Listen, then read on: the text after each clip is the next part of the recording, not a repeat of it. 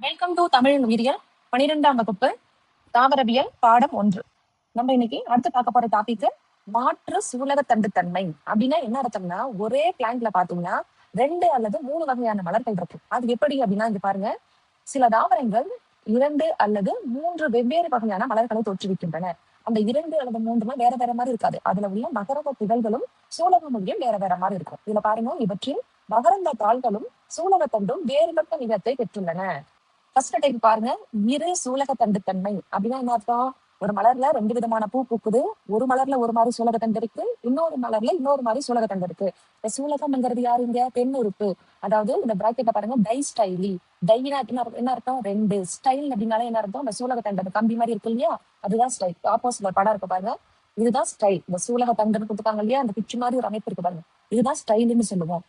இரு சூலக தண்டுத்தன்மைக்கு எக்ஸாம்பிள் வந்து பிரைமுலா தாவரத்தை கொடுத்திருக்காங்க. இது ரெண்டுமே ஒரே தாவரத்துல பூக்க வேண்டிய பூக்கள் தான். இப்போ ஒரே தாவரத்துல இரு வகையான சூலகத்தண்டு மகரத தடங்களை கொண்ட மலர்கள் இருக்கு.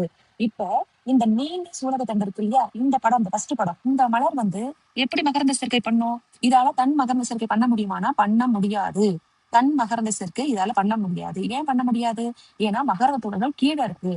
ஏன்னா மகரந்த துகள் எப்பவுமே யாரை போய் ரீச் பண்ணணும்? இந்த சூலக முடியோட இந்த இடத்துல போய் வேணும்.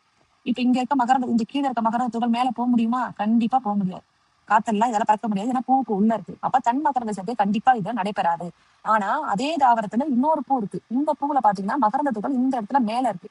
அப்ப இது பறந்து வந்து எங்க விழலாம்? இந்த சூலக முடி மேல விழலாம். தாவரம் 2 வகை மலர்களை தோற்றுவிக்கிறது. 2 வகையான மலர் நம்ம உள்ள பார்த்தோம். அவற்றில் ஒன்று வந்து ஊசி மலர், அதாவது நீண்ட சூலக தண்டு இருக்கிறது வந்து ஊசி மலர்னு சொல்றாங்க. அதுல பாத்தீங்கன்னா நீண்ட சூலக முடி இருக்கு, காம்பொருக்கள் இருக்கு, ஆனா குட்டையான மகரத தாள் இருக்கு மற்றும் சிறிய மகரந்த துகள்களை பெற்றுள்ள மலர்னு சொல்றோம். மற்றொன்று பாத்தீங்கன்னா ஊசி கண் போன்ற அல்லது குட்டையான சூலகத்தண்டு கொண்ட தாவரம். இதுல சிறிய சூலகம் முடி இருக்கு, காம்பூர்கள் இருக்கு, நீண்ட மகரந்த தாள் அதுக்கு அப்படியே ஆப்போசிட்டா இருக்கு. பெரிய பெரிய மகரந்த துகள்கள் எல்லாம் இது பெற்ற ஒரு மலர். எடுத்துக்காட்டு பிரைமுலா. இப்ப ஊசிக்கண் மலர்களின் சூலக முடியும் ஊசி மலரின் மகரந்த பையும் ஒரே மட்டத்தில் அமைந்து மகரந்த சேர்க்கை அடைகிறது.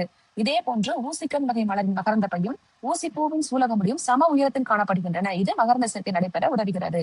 நான் கீழே உங்களுக்கு எக்ஸ்பிளைன் பண்ணிட்டேன். அடுத்தது வாங்க, 3 சூலகத்தண்டு. 3 சூலகத்தன்மைக்கு எக்ஸாம்பிள் லைத்ரம் கொடுத்துட்டாங்க. இந்த லைத்ரத்துல 3 வகையான மகரந்த தாள்கள் இருக்கு, 3 வகையான சூலகத்தண்டு இருக்கு. ஓகேவா? அதுல ஃபர்ஸ்ட் படத்துல பாத்தீங்கன்னா நீண்ட சூலகத்தண்டு, 2வது பாத்தீங்கன்னா இயல்பான சூலகத்தண்டு, 3வது பாத்தீங்கன்னா குட்டையான சூலகத்தண்டு கொடுத்துருக்காங்க. இப்ப இந்த மலர்கள் வந்து எப்படி வந்து மகரந்த சேர்க்கை பண்ணும்னா, உங்களுக்கு படத்துல ஒரு அம்புடி கொடுத்துருவாங்க, அதை கவனிங்க.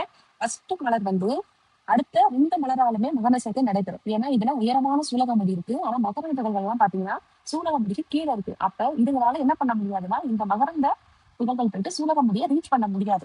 அந்த காரணத்தினால இந்த ஃபர்ஸ்ட் மலருக்குள்ளேயே நீண்ட சூலக தண்டை வச்சிருக்க மலர் வந்து இந்த மலராலையும் இந்த மலராலையும் மகரந்த சேர்க்கை நடைபெறுது. ஆரம்பத்தை பார்க்கணும்.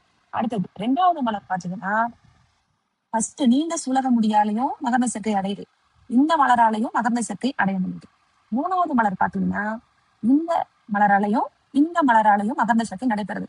இதுல இருந்து உங்களுக்கு என்ன தெரியுதுன்னா, இந்த மலர்களால தனக்குத்தானே என்ன பண்ணிக்க முடியும்னா தன் மகரந்த சேர்க்கை பண்ணிக்க முடியாது. ஓகேவா?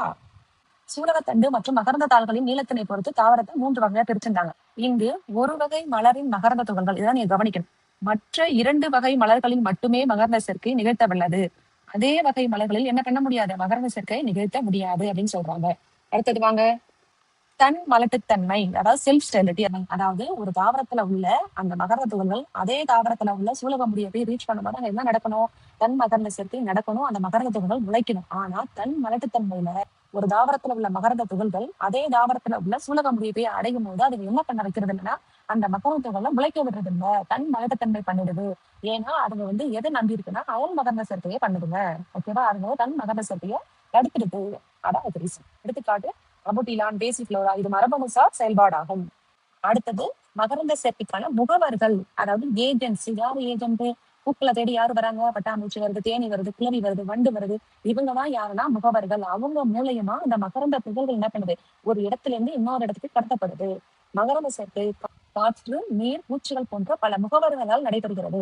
மகரந்த சேர்க்கை நடைபெற உதவும் முகவர்களின் அடிப்படையில் உயிரினி மற்றும் உயிரி வகைகள் என வகைப்படுத்தப்படுகிறது.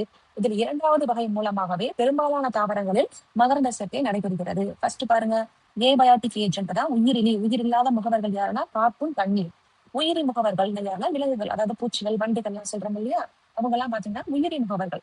அதுல ஃபர்ஸ்ட் பாருங்க, உயிரினி முகவர்கள், அதாவது காற்று மூலயமா நடக்க போகுது. இப்போ காற்று மகரந்த சேர்க்கை, காற்றின் மூலம் மகரந்த சேர்க்கை நடைபெறும் மலர்கள் காற்று மகரந்த சேர்க்கை மலர்கள் எனப்படும். காற்று அதிக அளவு வீசக்கூடிய பகுதிகளில் காற்றின் மூலம் மகரந்த சேர்க்கை நடைபெறும் தாவரங்கள் காணப்படுகின்றன. எனவே இம்முறையில் இது ஒரு வாய்ப்பு நிகழ்வாகும். இந்நிகழ்வில் ஒரு மலரிலிருந்து மற்றொரு மலருக்கு மகரந்த துகள்கள் கடத்தப்படும் போது குறிப்பிட்ட ஒரு மலரை சென்றடையாமல் அதிக அளவில் வீணடிக்கப்படுகின்றன. இதை நீங்க நல்லா கவனிக்கணும். ஏன்னா காத்துல பறக்கும் போது எல்லா மகரந்த துகளும் பறந்து போகும்.